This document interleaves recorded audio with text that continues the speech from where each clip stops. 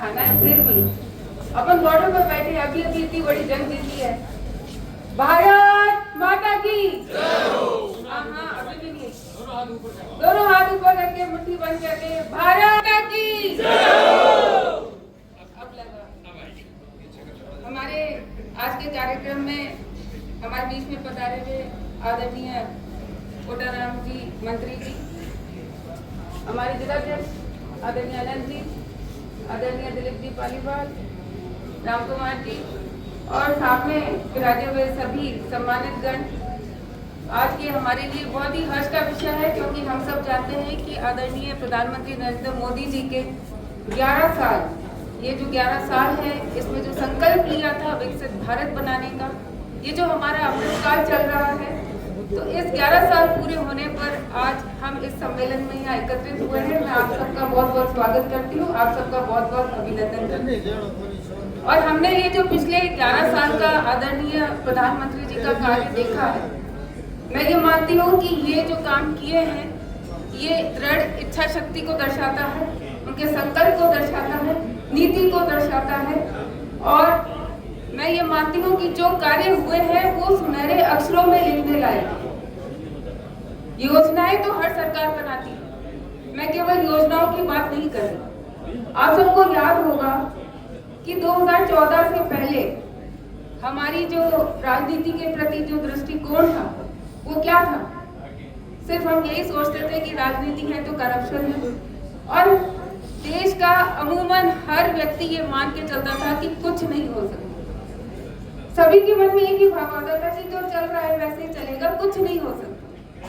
लेकिन जब से आदरणीय प्रधानमंत्री मोदी जी आए, हमारा क्या सिद्धांत क्या रहा है, हमारी सोच क्या रही है, हम क्या कहते हैं, हिंदुस्तान का आम आदमी क्या कहता है, मोदी है तो ये जो राजनीति के प्रति ये जो एक जो व्यू बदला है, एक जो विजन बदला है, मैं मानती हूँ कि ये बहुत बड़ी देर है, क्योंकि एक नेगेटिव विचारधारा से हम एक पॉजिटिव विचारधारा की तरफ गए हैं। तो मैं मानती हूँ कि ये हर हिंदुस्तानी के लिए बहुत बड़ी गर्व करने की बात है। योजनाएं हम सब जानते हैं, मैं बड़ी बात करूंगी क्योंकि आदरणीय मंत्री जी आपको डिटेल में बताएंगे। मैं तो ये मानती हूँ कि जो हमारी अर्थव्यवस्था थी, चरमरा थी, टूटी फूटी अर्थव्यवस्था थी, जो 11वें नंबर पे थी वो 5वें नंबर पर आई।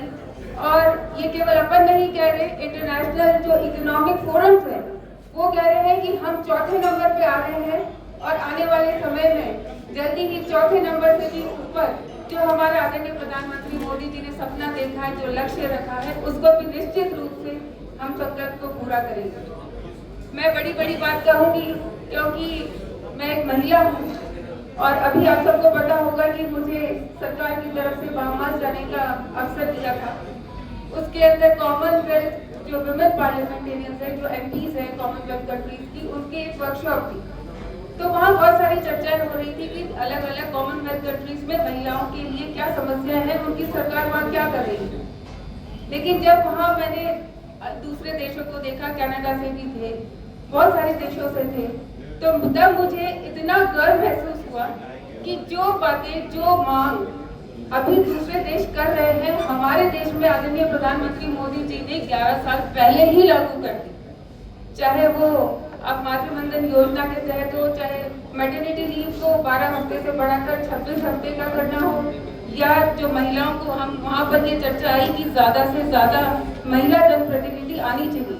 तो आदरणीय मोदी जी ने 33% रिजर्वेशन जो महिलाओं के लिए किया, और लोकल बॉडीज में तो अपने पहले ही 50% था, अब विधानसभा में और पार्लियामेंट में भी किया है। तो मैं उसके लिए मोदी जी को बहुत बहुत धन्यवाद देती हूँ कि वहाँ हम अपनी उपलब्धियां बता रहे थे कि हमारा हिंदुस्तान, हमारे प्रधानमंत्री जी ने महिलाओं को आगे लाने के लिए बहुत बड़ा काम किया है।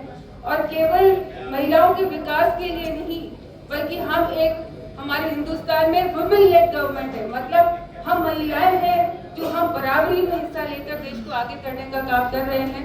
तो मैं आदरणीय प्रधानमंत्री जी को बहुत बहुत धन्यवाद देती हूँ। और कुछ बड़ी बातें हैं, जैसे कोविड को हमें नहीं भूलना चाहिए, ये शताब्दी की सबसे बड़ी त्रासदी थी, लेकिन ये हमारा देश था, कि 220 करोड़ डोज लगी हमारे हिंदुस्तानियों को, वो भी फ्री में। ऐसा जो कभी नहीं हुआ कहीं।